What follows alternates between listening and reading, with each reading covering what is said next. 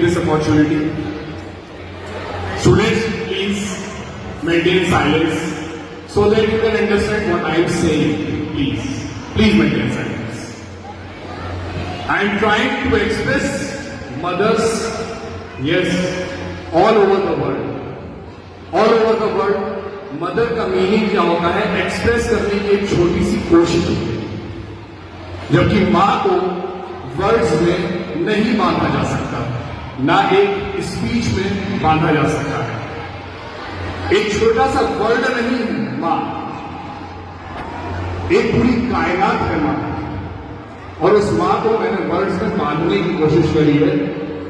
अगर आपको लगे कि मैंने सही किया है तो आप मुझे जरूर बताइएगा।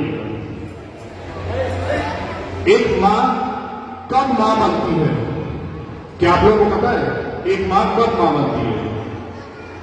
एक मां तब मां बनती है सबसे पहले जब वो प्रेग्नेंट होती है, तब सबसे पहले उसकी फीलिंग आती है मां की। लेकिन आपको पता है कि प्रेग्नेंट होना क्या होता है? आपको शायद नहीं पता। अब मैं आपको रूबरू कराऊंगा कि what is the meaning of pregnancy. जब आपकी मां के पेट में आप थे, जब आपकी मां के पेट में आप थे, फर्स्ट मंथ, तो आपकी मदर किन प्रॉब्लम्स से जूझ रही थी, वो प्रॉब्लम्स सुनिए। फर्स्ट मंथ में प्रॉब्लम्स आती हैं nausea, vomiting, swelling, cramping in body, यानी पूरी बॉडी में प्रॉब्लम्स आती हैं। स्वेल हो जाती है पूरी बॉडी, क्रैम्प्स होने लगते हैं, नॉजिया वाली फीलिंग्स होती है, वॉमिट वाली फीलिंग होती है। ये होता है फर्स्ट मंथ में। सेकेंड मंथ में ये प्रॉब्लम्स बढ़ जाती हैं।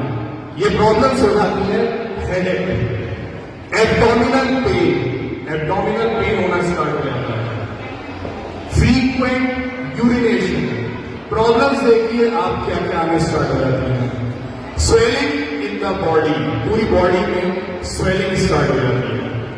देन थर्ड मंथ में सुनिए क्या प्रॉब्लम्स होती है। थर्ड मंथ में आपकी मदर को प्रॉब्लम होती है headache, constipation, skin problems, skin की प्रॉब्लम्स होने लगती है।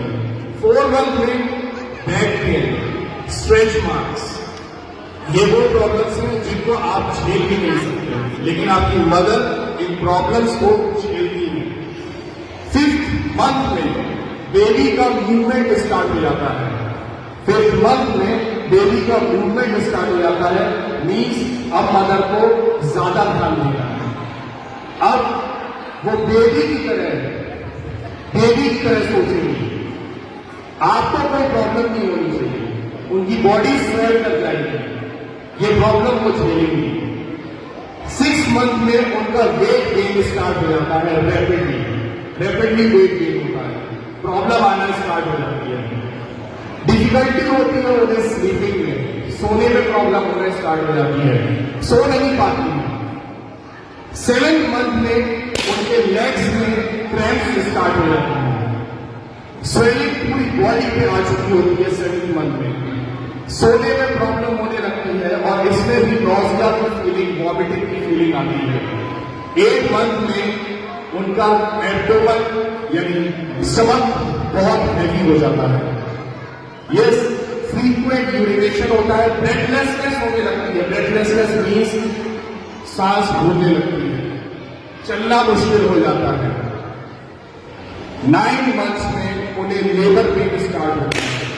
लेबर पेन स्टार्ट होता है, पूरी बॉडी का वेट करीब डबल हो चुका होता है। उस डबल वेट को लेकर वो 9 मंथ्स प्रेग्नेंट अपना ध्यान रखती हैं।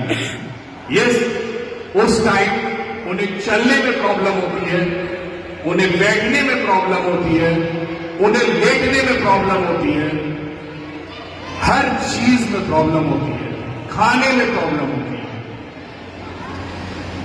आपको लगता होगा मैंने आपको 9 मंथ्स डिटेल में क्यों बताया, है ना?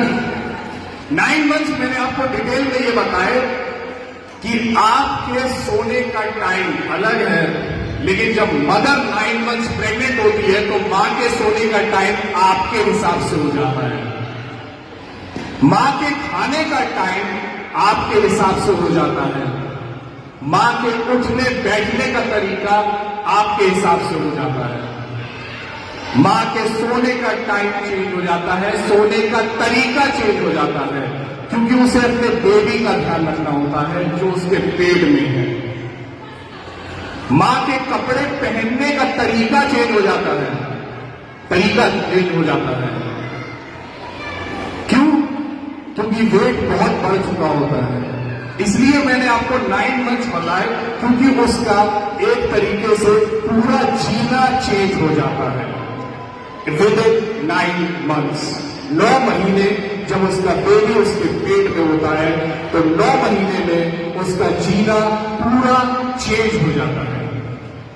वो अपने हिसाब से खा नहीं सकती, वो अपने हिसाब से सो नहीं सकती, वो अपने हिसाब से उठ बैठ नहीं सकती, वो अपने हिसाब से लेट नहीं सकती। ये है unconditional love, unconditional sacrifice of a mother. Unconditional love है, कोई कंडीशन के साथ नहीं है। अपनी बॉडी के लिए भी वो नहीं सोचती, कभी अपनी बॉडी के लिए नहीं सोचती कि मेरी बॉडी का वेट कितना हो गया। वो सिर्फ अपने बेबी के बारे में सोचती है।